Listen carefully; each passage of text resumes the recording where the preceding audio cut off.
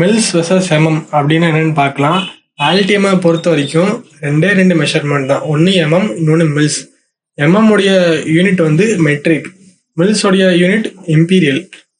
So centimetre பற்றி நம்ம already school டேஸ்லேயே படிச்சிருப்போம். 1 சென்டிமீட்டர் அப்படின்னா எவ்வளோன்னு சொல்லி. So 10 mm is equal to 1 centimetre. ஓகேவா?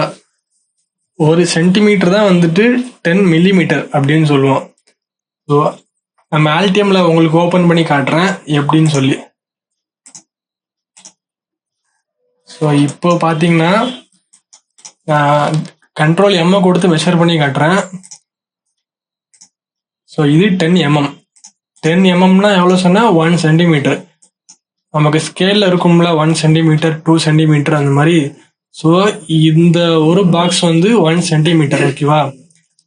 இந்த 1 சென்டிமீட்டர்ல இந்த ஒரு பாக்ஸ் தான் வந்துட்டு 1 mm.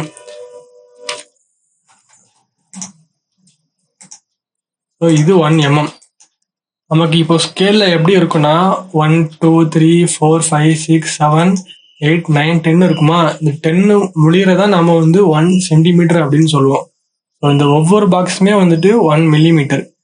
இந்த 1 மில்லிமீட்டருக்குள்ள ஒரு பாக்ஸ் இருக்கா, இதுதான் வந்துட்டு 1 மில்ஸ்ன்னு சொல்லுவோம்.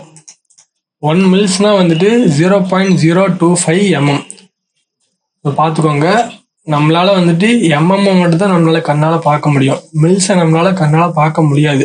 ஒன்லி இந்த மாதிரி டிசைன் சாஃப்ட்வேர்ல மட்டும் தான் நம்மளால மில்ஸை கண்ணால பார்க்க முடியும்.